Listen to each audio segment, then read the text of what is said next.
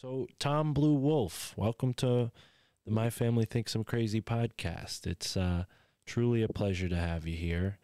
I would like to know where you got that name and where you're from, where you grew up, and how you grew accustomed to following the moon, as you described in such a lovely way.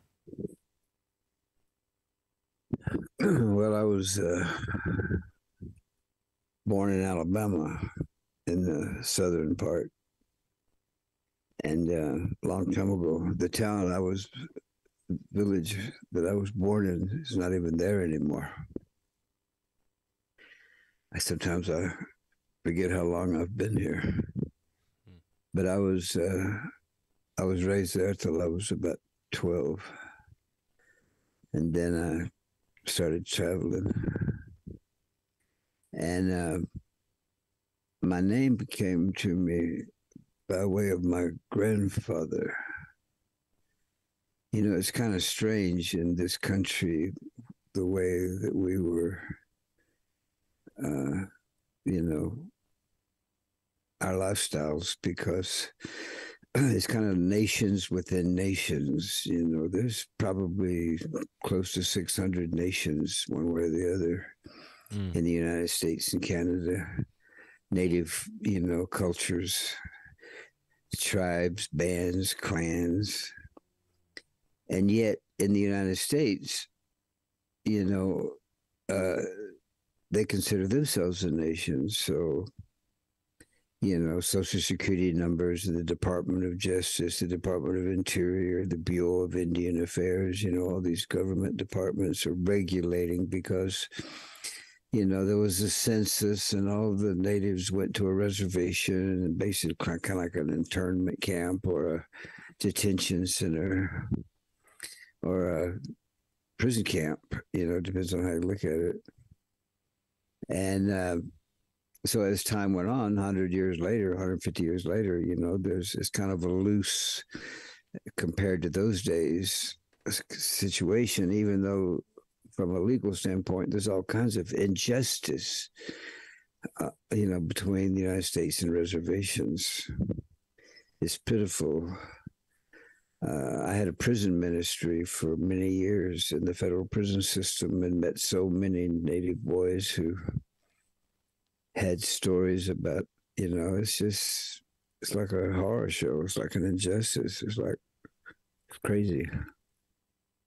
So that's a whole culture. It's a whole lifestyle within the lifestyle of what people would consider a normal upbringing, whatever that means. I've heard it from so many people. You go through the school system, the Department of Education, you watch TV shows everybody else watches, and you go to the movies, so you have this cultural kind of template, and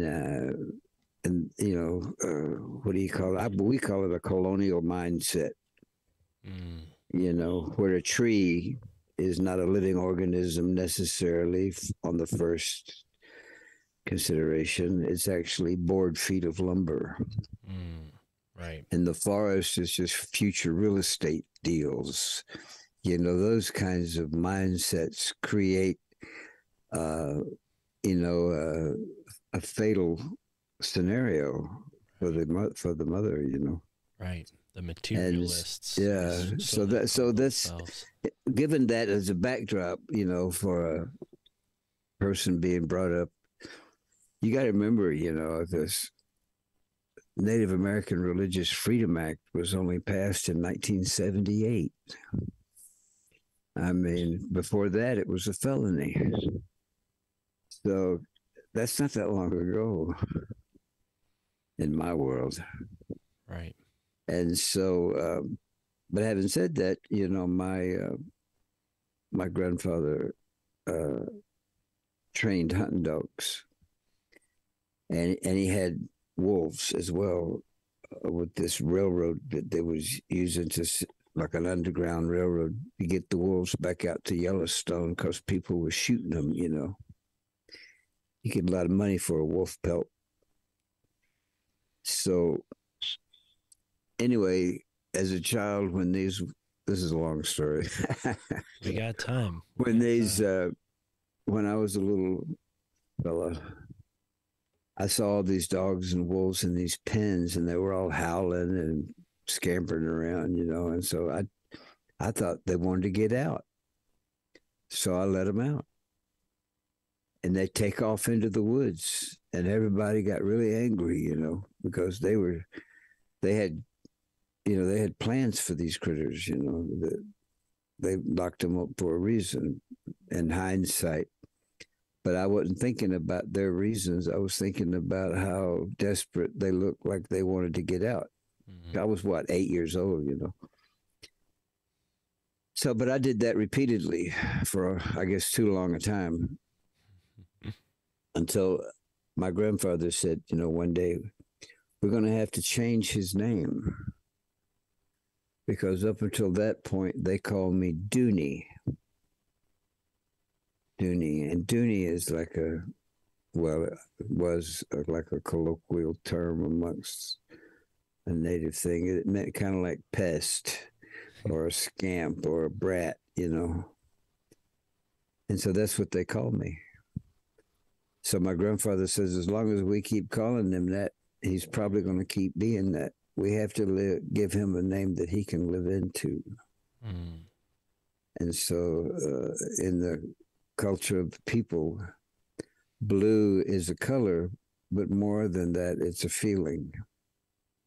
What do you feel when you see a blue sky? How do you feel when you see blue water?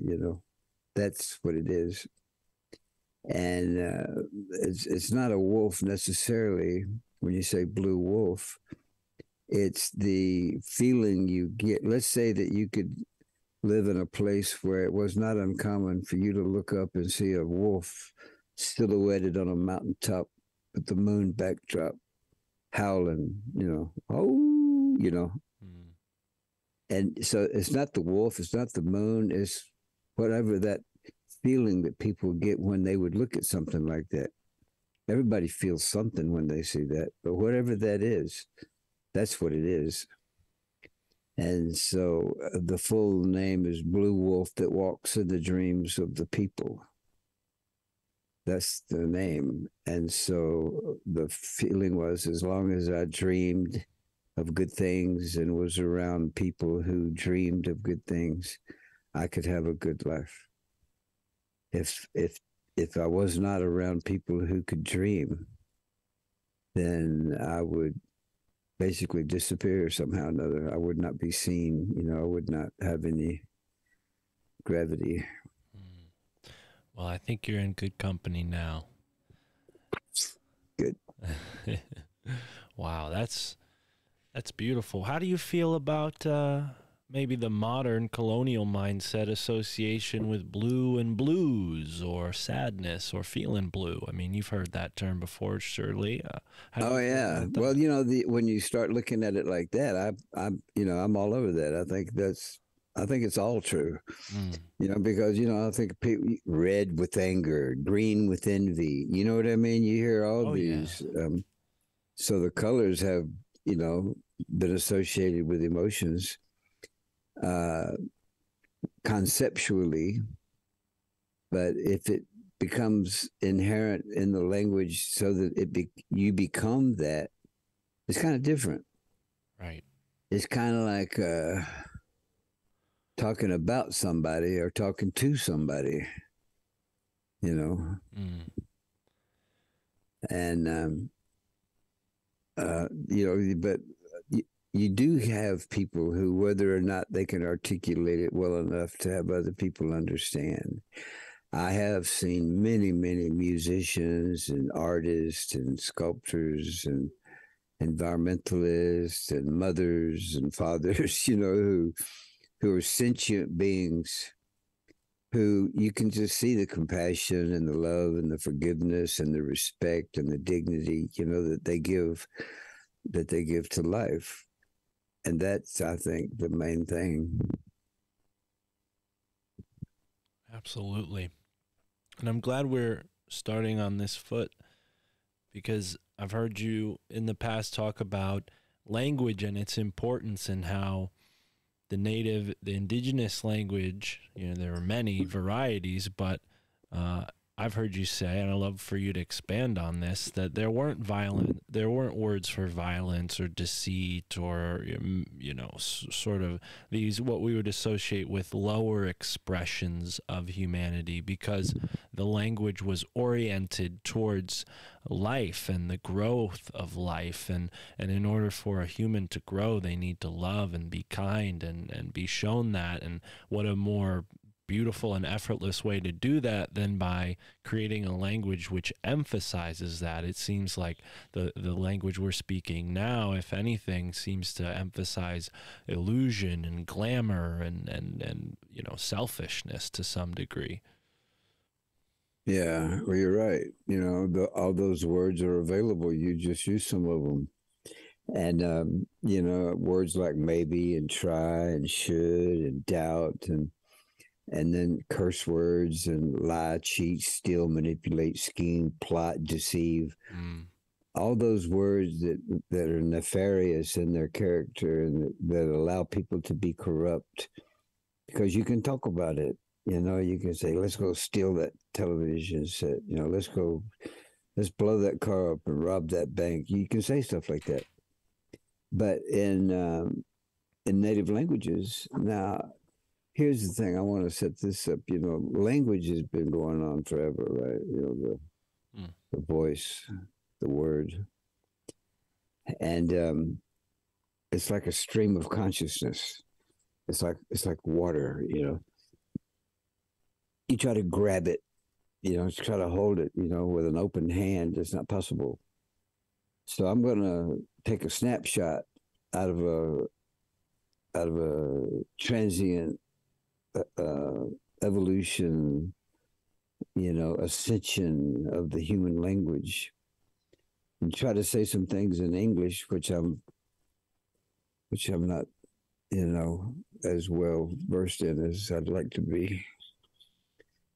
To say, that this is a snapshot. What I have observed in my life, and based on stories that I've heard from elders, I actually knew my great-grandfather, who was, alive in 1840. Wow. And so it don't seem that long ago when I heard stories as a little boy from this man that was over 100 years old, you know. Mm. And but now when you look back at 1840, it seems like, you know, might as well be prehistoric. I mean, that was before the Civil War.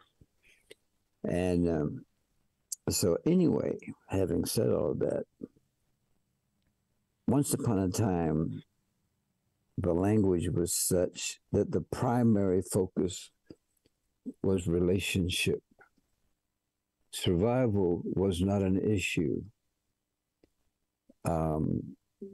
What was important was the quality of life, you know, the character, yeah, whether you were honest, integrous, you know, respectful, dignified, loving, kind, gentle, reverent, you know, loving, forgiving, merciful person. The more of those characteristics you exhibited, the more you were loved by the people. And eventually they would make you a chief because you had the best character of anybody. Everybody agreed you were the kindest guy of all, you know, the most judicious, you know, the fairest, or whatever the term would be for somebody that everybody trusts, you know. And so that as a way of life, we have words down here. Well, you have Connecticut. That's a native word. I forget what it means. Something about a river. Yeah. What I've read is that it meant great river, or they say that about a lot of native words. There's like another meaning that curvy. I think what I heard was like crooked river or something like that. Twisted river. Well, you know, the story behind the river is more fascinating than the name. According to the natives who lived here, they say that Hobomok, who's, you know, sort of like the nature spirit god, he was a giant in the ancient past when this story takes place, whenever this was, and he was angry and stomped his foot and rerouted the Connecticut River, so now it's crooked in that way. It used to flow into what's the Quinnipiac River is, and along the Quinnipiac River is a mountain that's known as Sleeping Giant because it's shaped like a man lying on his back. So that's Hobomoko himself, and yeah, Connecticut is you're absolutely right, a native word. Well, imagine if that was the language. Right. So, I mean, for instance, down here we have I live I chose my living place not by Georgia or the county. I gauged it by the watershed. I looked for the cleanest watershed, you know, in this area. And so I'm on it. I'm in it. And it's called the Conasauga watershed. And Conasauga means this is where we pray. So we have a place that's an overlay called Nantahela, or whatever how it's pronounced along the way. Now it's Nantahela. Nantahela means, it's a rhetorical question, as I'm told, that it means, don't the sun look good shining through the trees all day? Now they've named a river after it. They named a national forest after it. See, but we never really had names of places. We had ways of expressing our relationship with such a place. Right. So Okmulgee. Now there's a mound down in Macon, Georgia, and there's a river down there called the Okmulgee River. Okmulgee means this is where we bathe. And so Conasauga means this is where we pray. And don't the sun look good shining through the trees all day? There's a place down here called Nunya Gunyawaske, and it means the place where the rocks talk to us. Then there's another place. This used to be a province. Like the place was broken up. Turtle Island was broken up into provinces, more or less. People may have, you know, controversial concepts around this, but this is just the story that I'm told. I believe it's probably all true. But that it was broken up into provinces, and the one here in the southeast was called Wale. And Wale means a little piece of heaven. And so not far from me, there's a place called Kusawatia. And it means the place where the peaceful people gather. So you can imagine if you were talking to somebody and they just said, who are you and where are you from? And you said, I'm with the peaceful people. And I come from a place where we pray, where the sun looks good shining through the trees all day, where the rocks talk to us. A little piece of heaven where the peaceful people gather. And so that's a conversation. But look what you've done. You've introduced people to a beautiful relationship because there's no ownership around that. And it's not any particular place. It's anywhere where it's kind of like that old saying, you don't see the world the way it is, you see the world the way you are.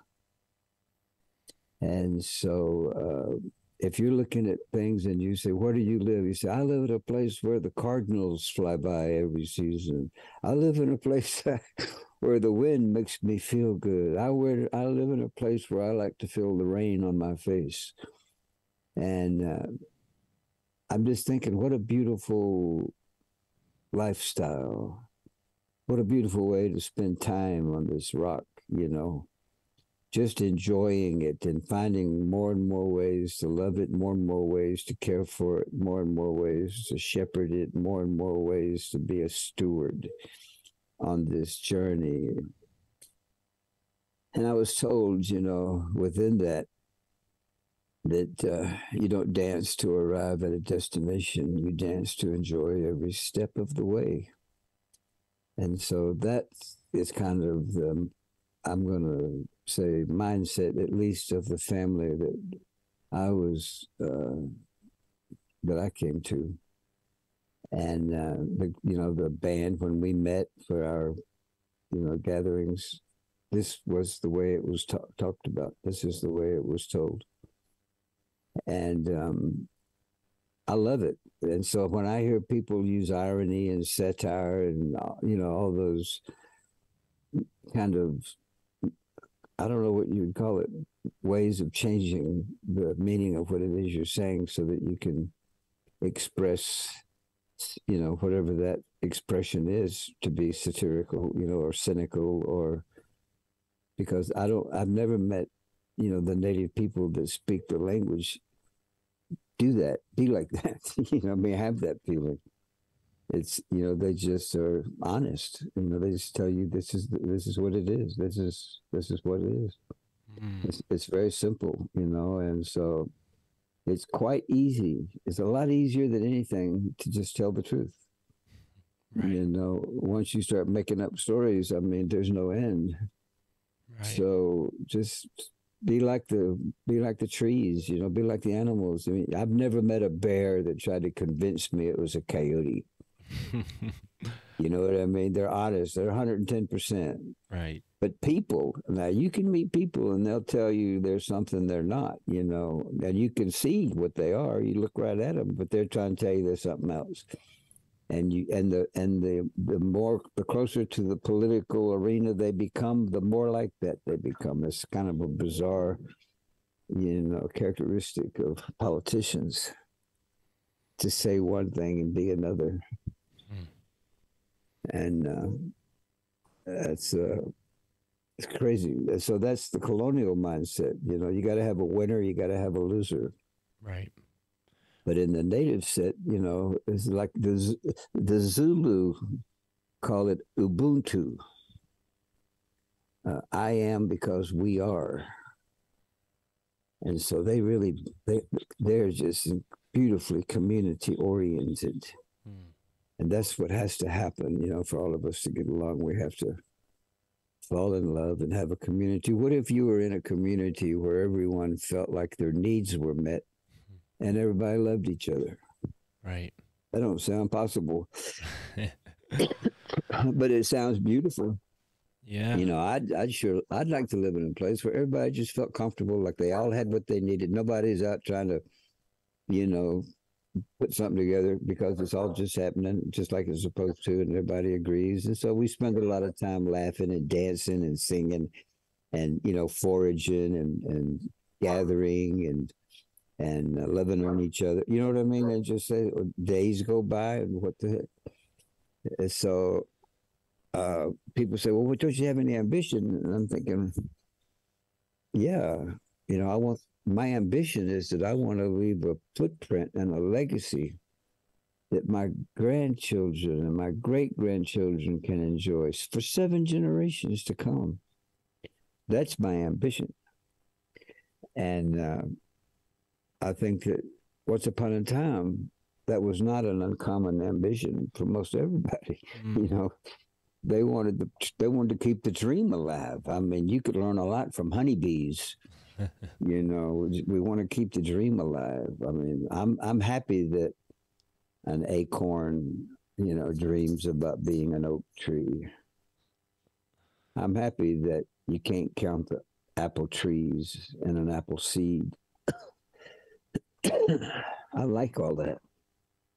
I think that gives life such a deep, kind of romantic love affair. If it's true that humans are the universe kind of getting to know itself, then I'd say I'd go for the deepest, most meaningful relationship you could come up with. I mean, it's life. I mean, what a miracle. We're riding on the third rock from a dwarf star. We're spinning at 1,200 miles an hour, approximately, according to NASA. And we're traveling 68,000 miles an hour through an infinite universe, and no one knows where we're going. I'd call that a cosmic joyride for sure. And so that being the case, and you think we're only going to be here for a little while, you hear figures like 200 million light years, and you try to think about that, and you say, well, wow, that's a long time. That's how far we are from our first milestone at the Virgo cluster, 200 million light years. So we got some time. And so each one of us is here, 50 years, 100 years, maybe, if we're lucky, 120 years, maybe. But people just come and go so fast, it's hard to say. But if you look at the past, even the past 150 years. So the fact that you're sitting there and I'm sitting here and we're talking to each other is an indication for the reason why we celebrate in ceremony, because you obviously, like myself, came from a successful lineage of people who somehow avoided the incredible genocide that's been going on this planet forever, seems like. But your ancestors somehow avoided it long enough to have a baby. And here we are, the end result of thousands of years of ancestry, lineage. I mean, right. What are the odds? Millions and billions of people are just wiped off the face of the earth. I mean, after 1492, thousands and thousands of cultures in the New England area were just erased. All their songs, all their stories, all their knowledge, all their beautiful whatever is just gone. And the same thing happened in Africa. The same thing happened in Australia. Same thing's happening in South America.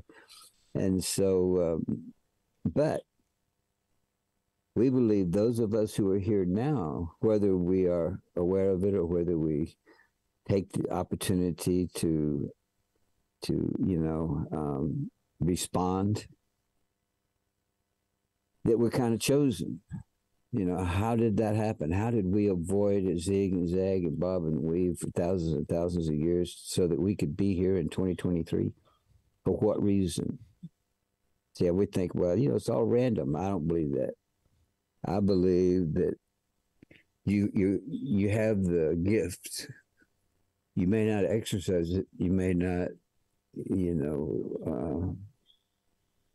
want to or decide to use it. But everybody has like what we call medicine, some kind of good medicine that when it's communicated into the community, people feel better. Everybody's got something. And so finding that and having that make you just feel like you can't wait to get out of bed in the morning and go spread the love, that you're just wasting everybody's time.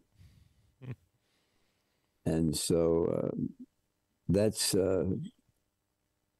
how we feel about the language. You see, because once you start doing that and talking like that and responding in those ways, all of a sudden that's what you talk about. You can only talk about the things you've experienced. You can't, there's no rumors, there's no gossip. If you didn't experience it, you don't talk about it.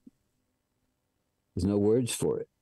There's no conceptual, you know what I mean? You don't want to sit around and conceive of something because you're too busy being present and aware of what's happening right in that moment. Because what I've been told is this moment is all there is, and that anything in the future, anything in the past is, a coyote, the coyote running back and forth. And so to be present is to be, like the eagle, the heart aware. It's not easy to do in this world today. I mean, there's so many distractions and derailments and detachments and such, but I think that's the goal, is to be present, show up, be present, and watch the magic unfold. Absolutely. Yeah, and in this time, when people feel isolated, we look at our language now with this wisdom and this medicine you shared with me, and I start to realize how de-emphasized relation is in our language, and how people have become identifying more and more in these fractions, when the truth is we are all here. We're all united. As you say, we're all chosen just by, fate, as they want to tell us. I agree with you. It's not random, Tom. And I think that, Mother Nature, for me, has been calling, my whole life. I never really, I guess, acted on it in a way that was life-changing until I quit my job and started hosting this podcast. And what that made time for was, it made time for exploration. And pretty soon I found a lady who liked me and liked doing the same thing, and now she's been my girlfriend of the past 2 years, and her and I have gone and explored all these places throughout New England. And unfortunately, a lot of the beautiful people and the culture that was here has been lost, but there still are remnants of it. And it's amazing what is just waiting to be found, when you're curious enough to go out looking for it. I'd love to show you a picture after our conversation is over of this petriform that we found that's shaped like a bird. It's what we're calling a bird stone, and it's massive, and it's aligned with this Hammonasset line that certain authors have identified as a Native American sort of pathway that marked the equinox, and it has hundreds of cairns that line this path that goes from the Great Lakes down through New York, through Connecticut to the tip of Long Island. And all along this path are various stone structures and Native American ceremonial sites. And we were just serendipitously driving down the road and saw this amazing thing that made us pull over. And upon further examination, I realized what I was looking at was some sort of Native American ceremonial site. And I think that's a part of what we all need to be doing, is going within to who our true selves are and what our true purpose is. Maybe for me, it was stumbling around in the woods looking for these stones. Maybe it's different for you, the listener, whoever's listening to this, but we all need to find that initiative and follow our intuition, our instinct. You know, how would you describe that instinct, that intuition feeling that we feel? You know, the kind of feeling that pulls us to listen to a show like this. Well, I think that we all carry ancestors around inside of us, maybe at least 1,000, maybe more, floating around in our blood, a DNA, you know, the memory of all the memories of all of our relatives is inside of us somewhere. You know, we have a very small percentage of access to that information, typically. There are activities in life that can happen that can expand that awareness, whether it's a close call with death, plant medicine, or just falling in love. Then you start remembering the good things.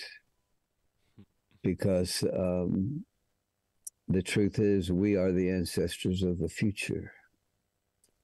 You know, we're only going to be here for a little while, and we're going to be ancestors for the rest of time.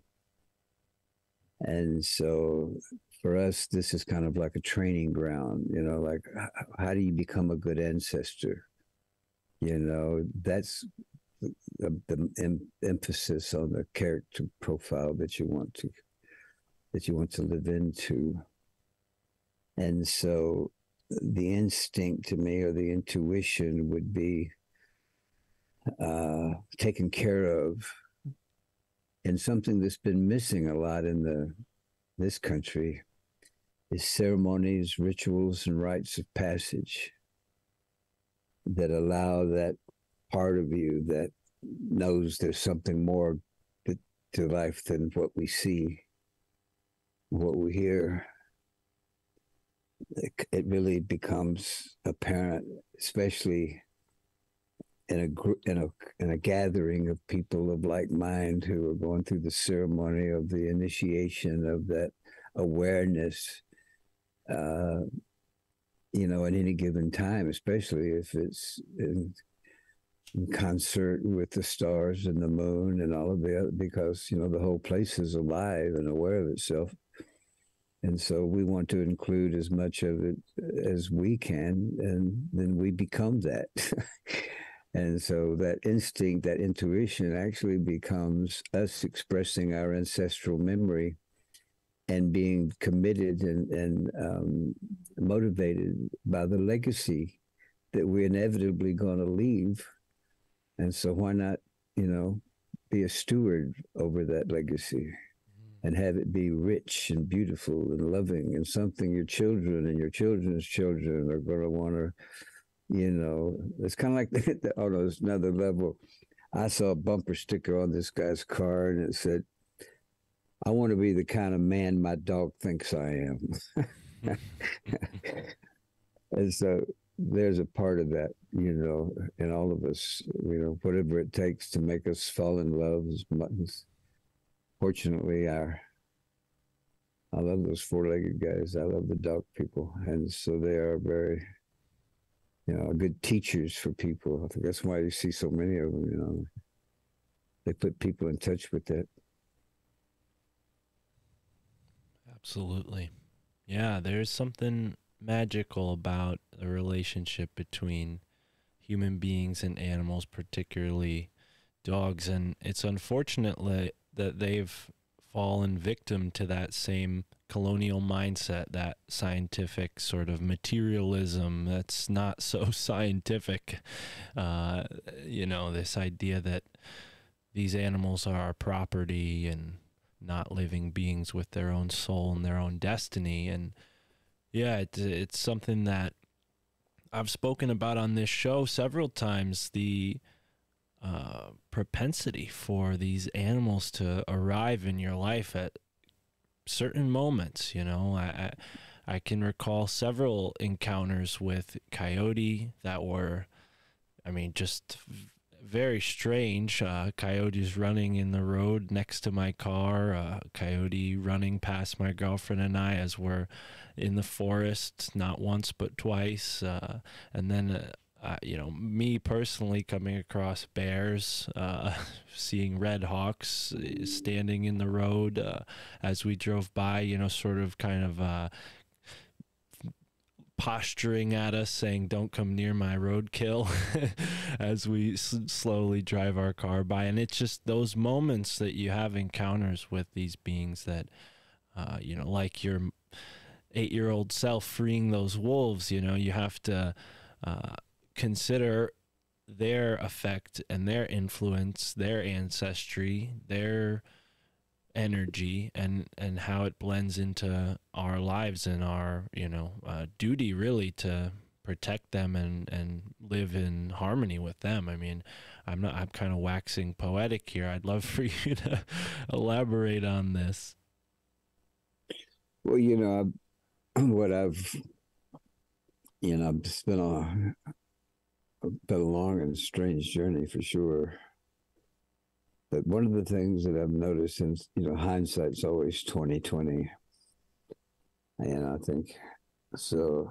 But what I feel like now is, if, like I said earlier, if we're in a community of people who feel like all their needs are being met, and they all love each other in the deepest way, like I am you being me, we are the people, and so you create ethics and morals and value-based decision-making skills through ceremonies and rituals and rites of passage, by honoring each other and honoring life itself and respecting all of life, and including the star people and the moon and the sun and all the planets. And you include everything. You include the mycelium and the water and the stones and the lightning and the thunder. It's all part of this incredible journey. And so it's all beautiful. And no one thing is more important than the other. It's all critical to the success of the whole thing. And so that creates a really beautiful kind of feeling, a safe, wonderful place for children, to grow up in. And I think if we have this child-friendly kind of, I'll tell you, I woke up one time in a village in Zimbabwe, a long time ago. It was my first trip to this one village. And they live in these little huts called kraals. They're like little kind of clay and rock kind of round structures with straw roofs or some kind of weed. I think it was straw or bamboo or something. It was a roof and a door, and it was round, kind of like a ceremonial lodge. Maybe 15 people could have slept on the floor, it was that big. So I'm laying there, I got in late that night. Next morning, the sun started coming up, and the first thing I heard was this thumping sound, rhythmic, like a deep drum, boom, boom, boom, boom, boom, like that. So I'm laying there, I'm wondering what that is, And then a few minutes later, I heard this,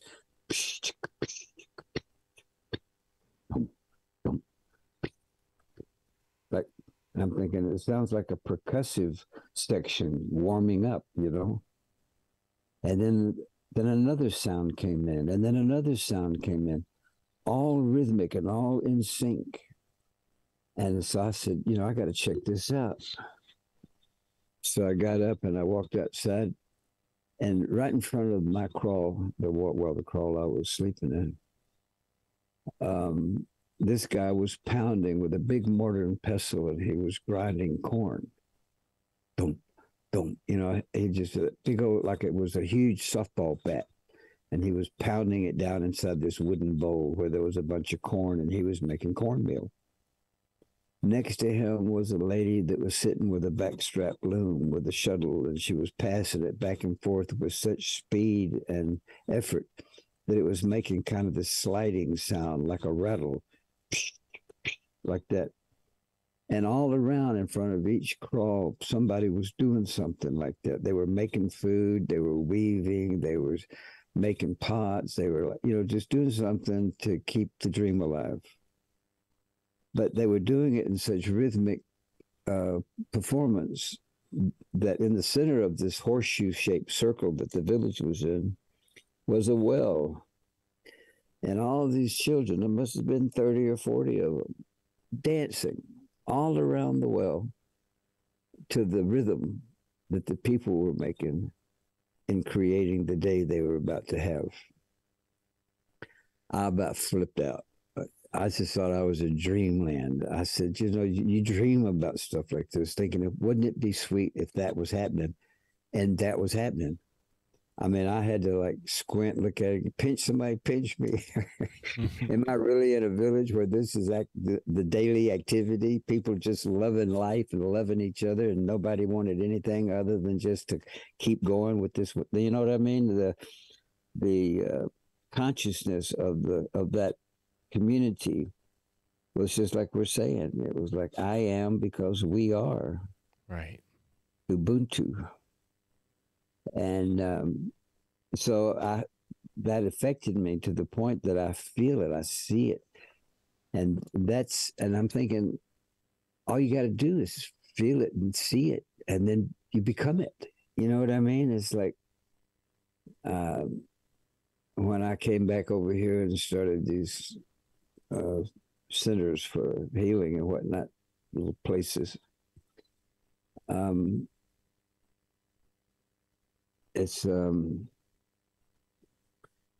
It's like this, you know. Once upon a time, we had so many sacred sites, and we're losing them. You know, I don't know, pay Walmart. All these people, you know, they build their shopping centers on top of sacred sites, on top of places where we used to get salt, and all those kinds of things. You know, we had hundreds and hundreds and hundreds of sacred sites just 40, 50 years ago. Now they've been reduced to, you know, I'm going to say maybe 150, and that might be generous. And so running around trying to save those sacred sites is obviously not successful. So I really believe what we need to do, and this is something I think we should all get involved in, you know, once that we get on the same page of understanding that we are the ancestors of the future, we all should start creating sacred sites. Find a place and turn it into a sacred site. Make it sacred. You know, and maybe other people join you there. And then other people join you. You know what I mean? And then all it becomes, you know, when your children have children and they have children, and they ask each other, why do they keep coming to this tree? And they say, well, this is the sacred site. Our ancestors created this place for us. That's us. So we need to go out and just create sacred sites like there's no tomorrow. Everywhere, I mean, authentic, with tradition, with sincerity, you know, with heart, with commitment, with all those things. Whatever it is, on whatever level, even if it's just a corner of your house, turn it into a sacred altar, a sacred site, because it'll grow, it'll transform, it'll escalate, it'll other people, it'll be contagious. You know what I mean? It'll spread. Right. And so you got, I mean, so I think that's one of the ways that I saw about trying to be a solution for this runaway train we're living in right now, is to, you know, be the solution, you know, that, and everybody seems to say that you can't solve problems with the same thinking that created the problems. So I would say what you and I are talking about right now is not the typical solution. But I do believe it is a good solution as far as we are concerned in this present time and the future especially. Because we should be, I think you can use that word, we ought to be, we should be, it would behoove us to consider our children's life and our grandchildren's life, I think that matters. And I think that it's going to happen either way. So why not put intention to it? You know what I mean? Ain't none of us going to survive this journey. Like old Hank Williams used to say, you know, I'm never going to get out of this world alive. And so why not, instead of being a victim of circumstances, be a creator or a co-creator of your own circumstances. Start living on people, start creating sacred sites, start, you know, telling the truth, start. That's a big one. And, you know, one of the things I noticed, especially in the prison ministry, is how many people feel disrespected, you know. And so giving people respect and dignity seems to be, even if it's not spoken about, it reaches into a deep place in a lot of people who've really, on some level, a lot of the craziness is tied up with them feeling like they've been disrespected and people don't give them any dignity. You know, they mistreat them, they condescend, you know, they make them feel small and all that and whatever. And sometimes it's not even intentional. It's just the way people talk to each other. I think that's a problem, you know. I agree. I think that roots back to the same source that satire expresses itself from, and cynicism. It's this sort of expression of humanity under consistent generational oppression. You know, no matter what race, no matter what background, if you live under a government, you're oppressed to some degree, unless you're managing that government. And I mean, there are exceptions to that, but for the most part, we see that going on. I mean, you mentioned the reservations, and for folks who don't know, Native Americans in the United States live under military watch, essentially. I mean, all of these reservations are on military bases or run and managed by the federal government with soldiers. So there's sort of like, even to this day, this war that's going on. And here in New England, they call it King Philip's War, but it should be called the first Native American genocide, or the first wave of it, because that's really what it is. And it's interesting. You know, some of the stories I've uncovered tell a different story than what we've been given in our school books and storybooks. There's quite a lot of evidence that shows that the Native Americans that lived here, that survived the illnesses and survived the battles, they just sort of left and coexisted with, you know, people out west until, you know, the West was finally won. So there even is a whole saga of Native Americans sort of on this underground railroad that we hear so much about, that wasn't just relegated for, you know, slaves from Africa. It was Native Americans as well. And yeah, it's fascinating. I love the solution you offer, and it's similar to a friend of the show, Peter Shampoo. He's mentioned in the very same vein the need for ceremony and creating sacred sites, and he has a number of ways of doing that. You know, he's primarily best known for his work with what he calls the Gaia matrix, or the Arcom matrix, which is sort of like an energy grid of the Earth. It's Earth's expression of energy or magnetic force. And he, you know, commonly they're known as ley lines, but he sort of draws them as these great big circles expanding along various points, almost like a flower flowers from a vine, and that vine expands and reaches other places. But I only say that to bring up the fact that he's conducted these ceremonies in Arizona in an attempt to bring some rain back to this area that's been droughted for quite a while now. I mean, obviously the desert can function with very low water, but due to the human presence and, the cities around these deserts, there's been even less water than there should be. So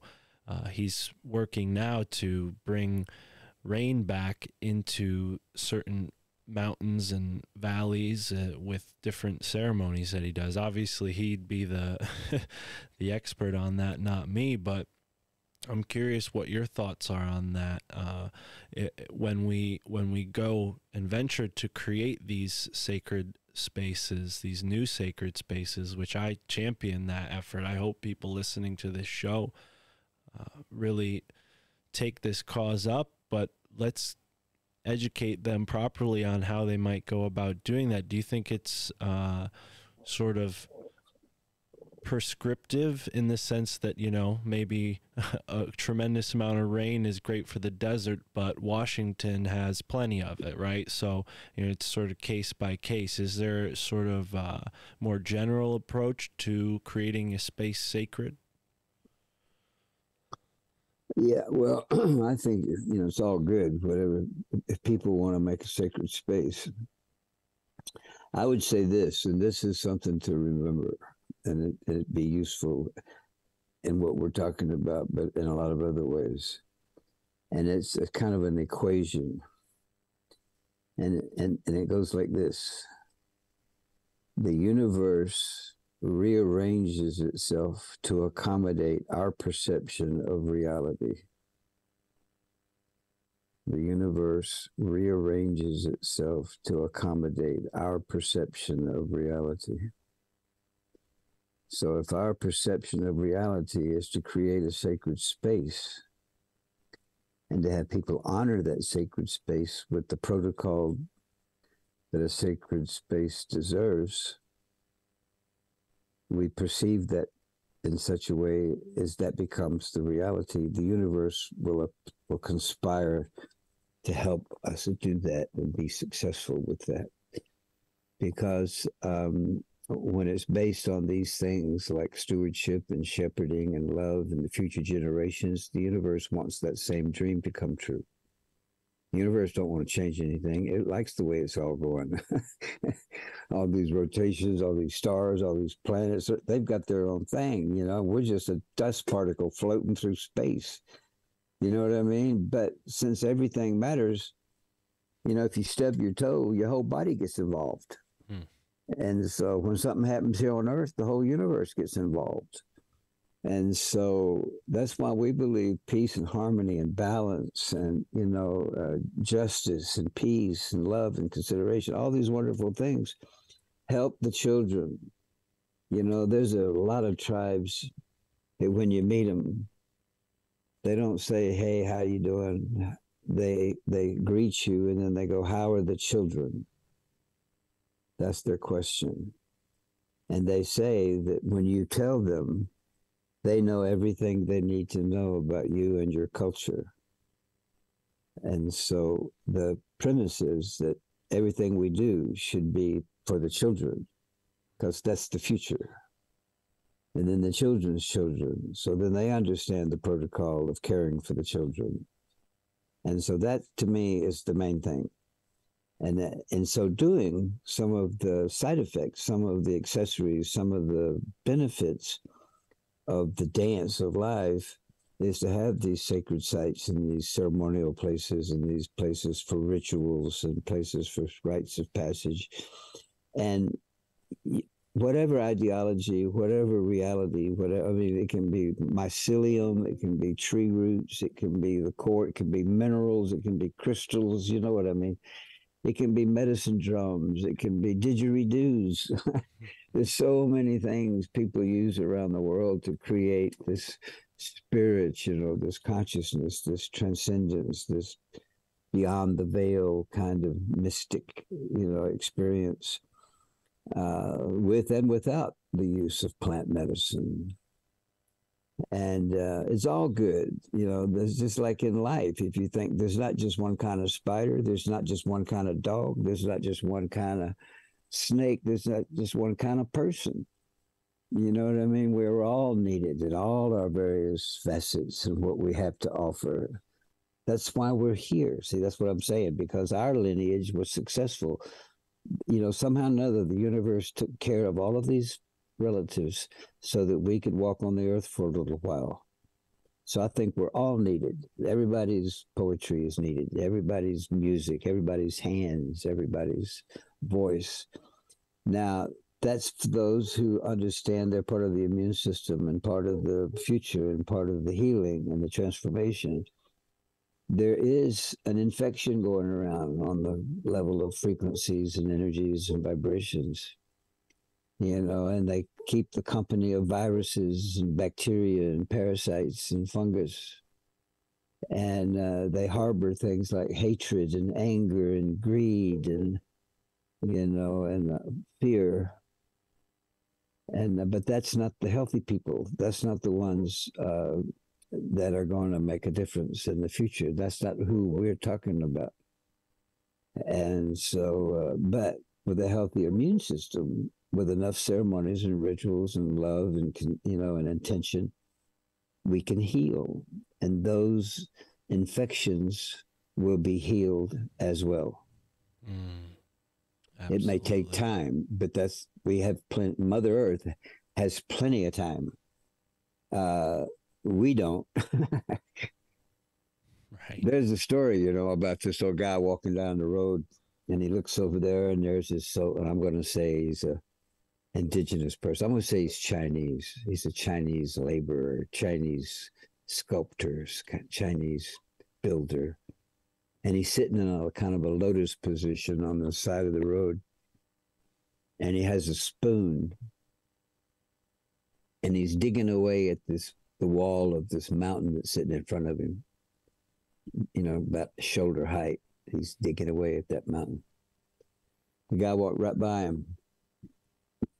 And then that evening, he's on his way back home. And sure enough, that old fellow was still sitting there, digging away at that mountain with that spoon.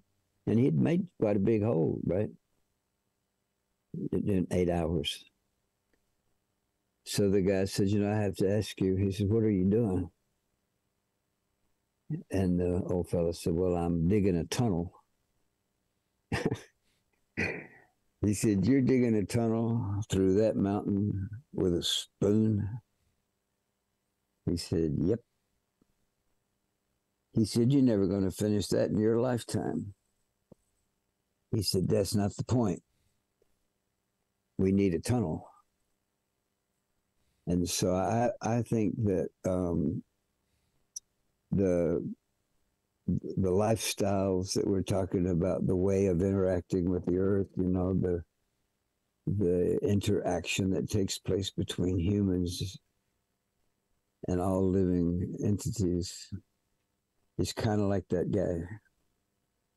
We may not be able to succeed with the dream that we have of a beautiful life on earth for all of our children. We may not see it in our lifetime,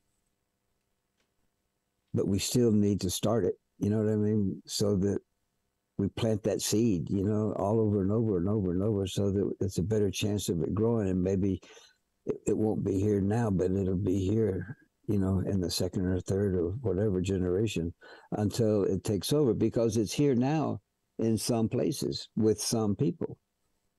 And so I'm thinking it's growing. People are starting to remember. As a matter of fact, the old people are calling this period of time we're moving into the great remembering. They said, some time back we just forgot.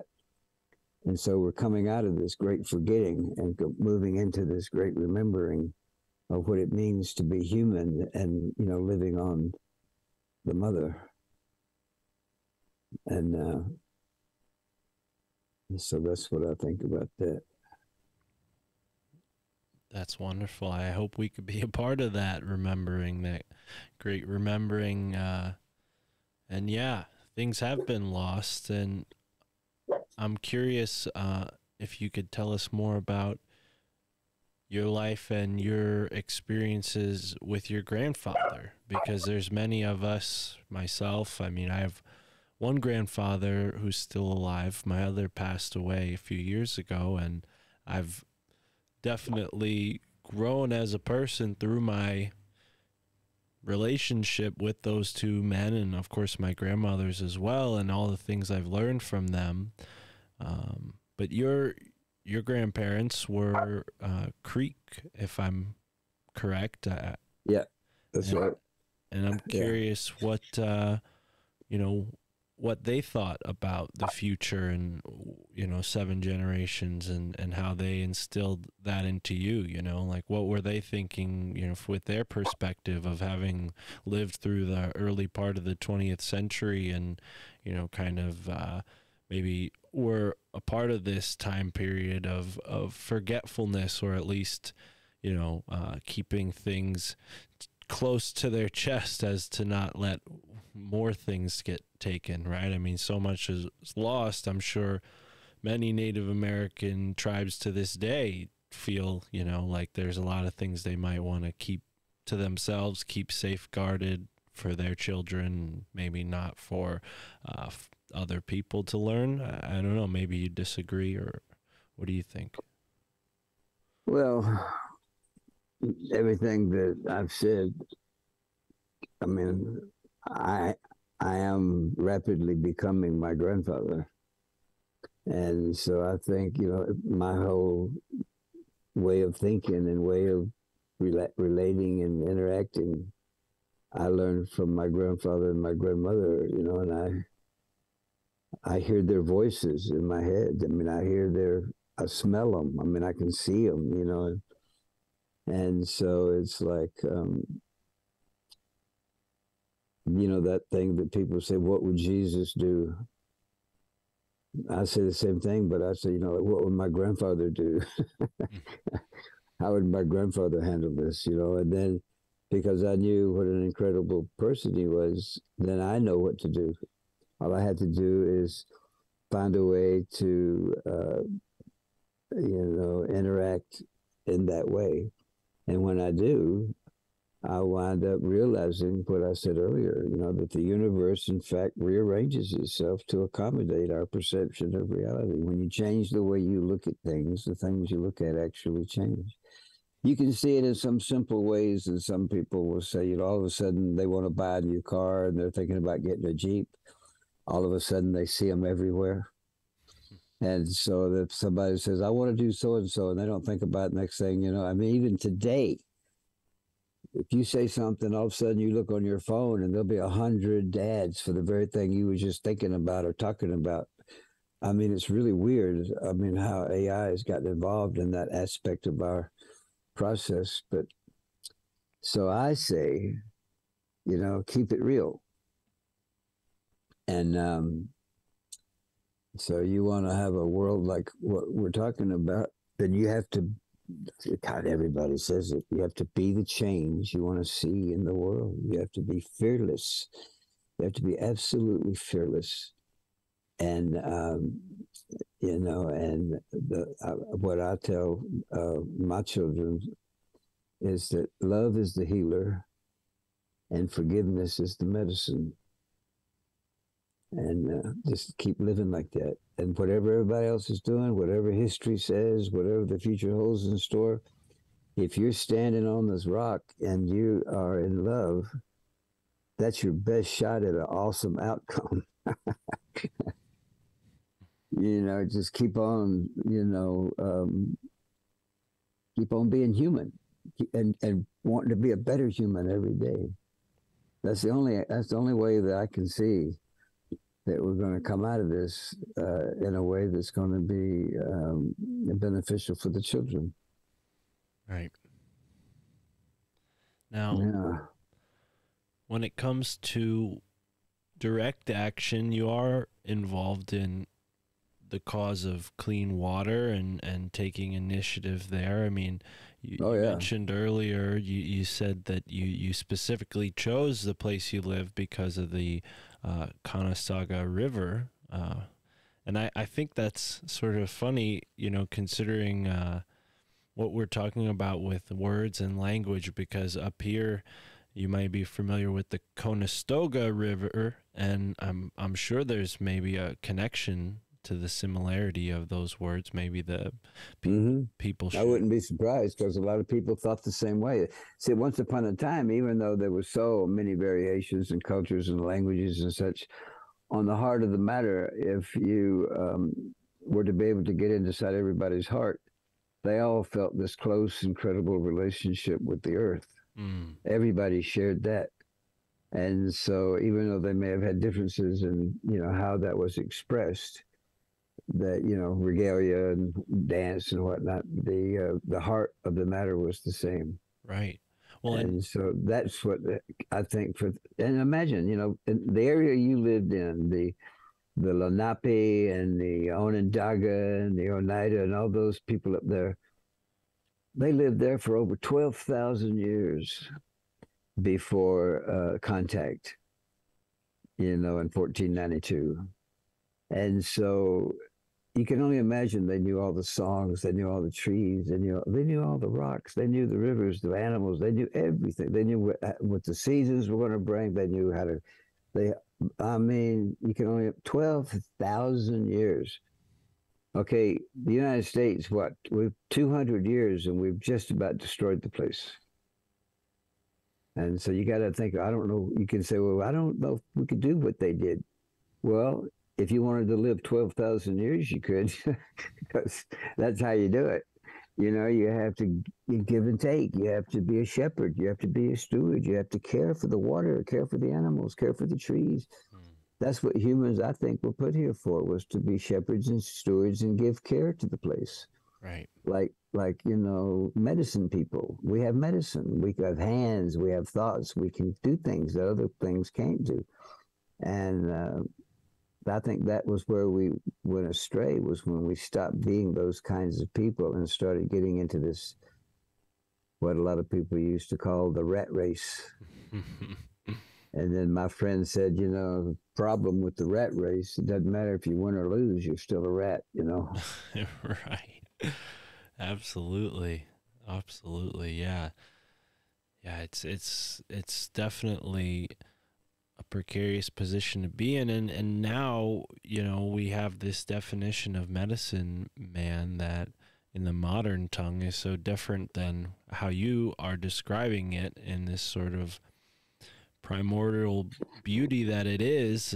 You see people sort of associating that term medicine man with magic and conjuring, and I think this is a byproduct of more of the 19th century culture, if anything. But what do you think of that? I mean, people like the QAnon shaman, as he was called at January 6th, this sort of young person who adopts the sort of superficial qualities of this archetype. Do you think there's something larger going on here? I mean, I've heard a prophecy that kind of goes like, one day your people will come into the forest and grow their hair long like we have, this sort of, I think it was Fire Eyes or someone, and I'm obviously paraphrasing that prophecy. It's much more detailed than that, but, what are your thoughts on this sort of modern capitulation, this depiction of native culture, at least in the popular culture? Well, it's what I'm struggling with here is hypothesis, involved in envisioning something, a dream. If we understand that really all we have is this moment, everything, even when we started this conversation, is history. The next moment, over and over and over, is always the next moment. You on an emotional, on a gut feeling, on a destiny kind of level. And I'm not talking about manual and mundane chores and things like that. I'm just talking about how you relate to the world and how you relate to love and how you relate to compassion and those kinds of things.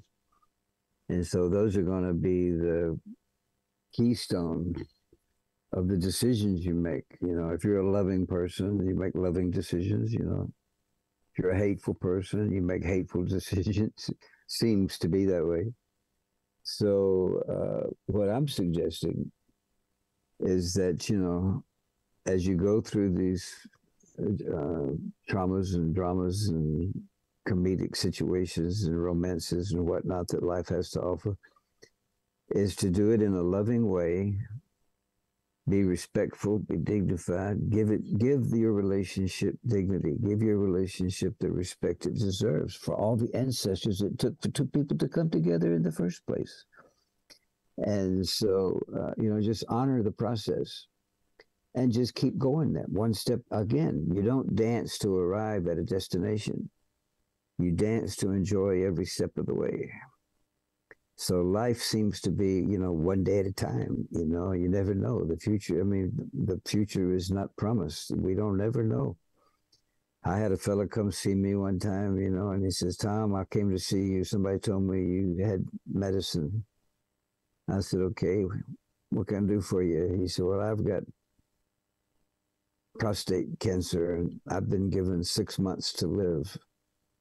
And I've been all over the place, and I've talked to every kind of doctor you could think of." He says, "And you're my last resort." Of course, that made me feel good. And then he said, "What can you do for me these other doctors haven't done for me?" I said, "Well, by all appearances, I'll be your best friend until your untimely demise. You want to go to the movies, you want to go fishing, you want to go shoot some pool, you want to hang out, you want to go for a hike, you want to go forage, I'll be right there with you." He said, "I don't like the sound of that." And he said, "My untimely demise." And I said, "Well, you're the one that told me you had 6 months to live. I'm just, feeding that back to you." He said, "Well, I don't want to die in 6 months." I said, "Well, then don't." He said, "You don't understand." And I said, "I don't know if I do or not." I said, "We're all going to have to leave sooner or later. You know what I mean? It's like you can't stay here forever. How do you want to leave?" And he said, and so he just got furious. And he said, "Well, I'm going to live the next 6 months like, searching for answers." And he said, "What do you think about that?" And I said, "Well, I think you ought to spend the next 6 months, looking for the heart of Saturday night. You know what I mean? Find the love." And he didn't get it. He didn't understand. He didn't want to go there. So he left my loft. That was in New York. He left my loft and he went down onto Lafayette Street in Houston. Got hit by a cab. Killed him instantly. So he didn't have 6 months. He had about 15 minutes. You never know. You know what I mean? It's just shocking. I mean, it was like, I was just totally stunned. I heard the noise outside. I look out the window and see everybody out there. I'm thinking, that's the guy he just left. And he was all angry. He probably wasn't looking where he's going or something. I mean, who knows? And so, but I've had all of these references throughout this journey that indicate to me that the most beautiful course of action is to fall in love as soon as possible and express that love in every way you can with whoever you're with, wherever you are. And everything will be in a place of love. You can't miss. Something beautiful will happen. And don't worry about the ones that don't make it. Don't worry about the ones that don't understand. Don't worry about what happened a year ago or what's going to happen tomorrow. Just be in that moment where balance and fairness and love and justice and respect and compassion and dignity are alive and well inside of you. And so, and carry that with you. That's the part of you that will become fearless. You know what I mean? You'll just be like one of those Marvel heroes, Iron Man, whatever. So, but once upon a time in an indigenous culture, you'd be a hero. You'd be Crazy Horse. You'd be Tecumseh. you'd be a legend, because you were such an awesome, fearless person, and you always wanted to do the right thing, and you always was, wanted justice before peace. So, I mean, I think those ancestors can come alive through us because we're going to be ancestors too. We'll be joining all the ancestors that created the motivation for us to be the best ancestors we know how to be. You know what I'm saying? And so when people are in ceremony 200 years from now, they'll be honoring our lives. Yeah. That's a sweet thing. Everybody benefits. When anybody feels good, everybody feels good. Yeah. It seems like it was easy to forget for me for some periods in my life, and starting this podcast, boy, did I feel it. And maybe the responsibilities of life have weighed down on me a bit. But yeah, no, I definitely recognize where I need to strive for that and thrive for that, And I think everybody, wherever they are in this present moment, should take a moment and reflect and just think, what are you doing what you can to live to your highest potential, in other words. Yeah. That's right. Tell the truth. Right on. Now, well, my friend, brother, I'm going to have to go ashore. Of course. Yeah, I didn't want to keep you too much longer here. Before you go, folks can check out your website, earthkeepersco.org. Now, I tell you, we're right in the middle of I mean, there is a website up. It's not down right now, but it's not. I'm having an issue with one of the platforms, but it's onetribetrading.com. Okay. That's our product, our herbal products. Then earthkeepersco.org is our nonprofit website, which is all of these websites now, even though they're up, are being, we have a webmaster now working on redesigning and rearranging them because, they're like 10 years old. And, it's like, come into our website and it's like going into an assisted living situation.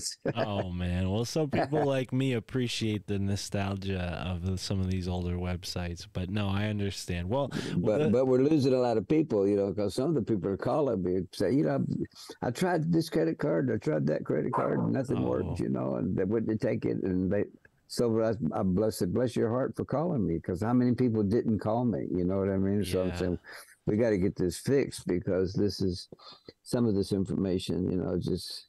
Well, I'll tell you what, it's good that we covered that here now, so people listening, they can maybe just go there and check things out. And I'll tell you what, you send me that link when it's ready to go, and I'll be sure to mention it on a future show and put that new link in the description for anyone listening in the future, because this episode will exist for, potentially as long as the internet does. So hopefully within the next few months you get that solved. And if people are listening in that, future time, in that present moment that is the ever expanding now, well, they'll get that new website right there in the description. So, well, as I'm saying now, onetribetrading.com is up. They go to that website, they can see all of the products, well, most of them. Right on. And if they're interested in finding out any more information about Earth Keepers and what we do, because we're in a bunch of countries right now, is to contact me. There's a contact email on there, and my phone number's on there, so they could call me or email me, and then we can proceed. Wonderful. And I hope they do. Like I said, folks, that's in the description. And yeah, just update me. Obviously, you might keep that same URL, but yeah, just let me know when the website I will. I appreciate updated. you, and thank you so much for inviting me on this. Of course. On this conversation. Yeah. Absolutely. Good. Tom Blue Wolf, thank you so much, sir, and I hope to have you back on in the future someday. But until next time, folks listening, thank you so much for tuning in. and enjoy the moment wherever you are in the now.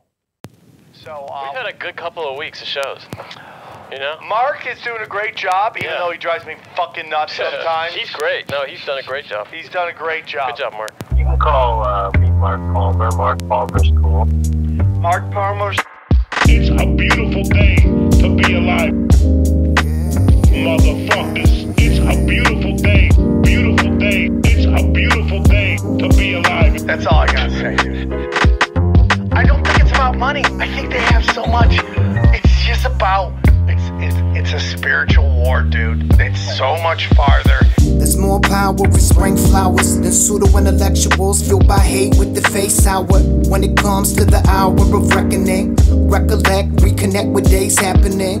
Yeah, are you frowning or laughing? Are you making the grade or barely passing?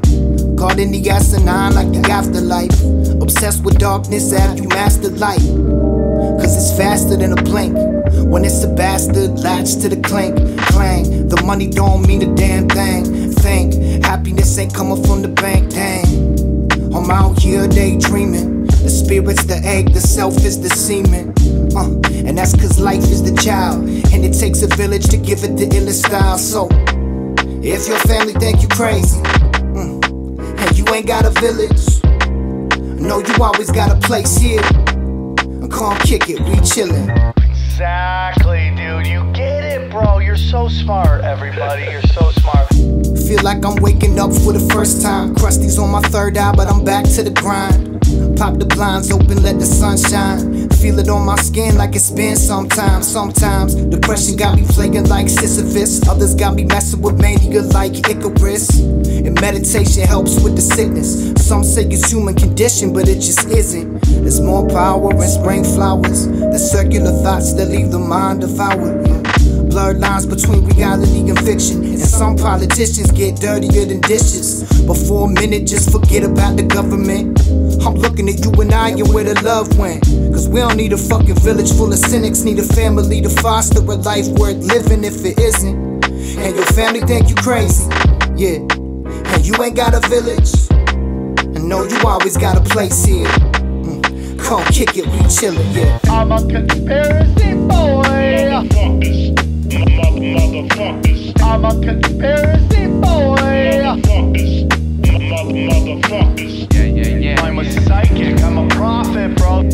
Why are you questioning that? Yeah. It's a beautiful day. Yeah.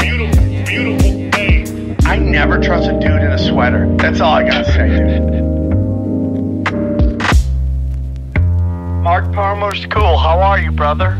I'm great, man. How are you?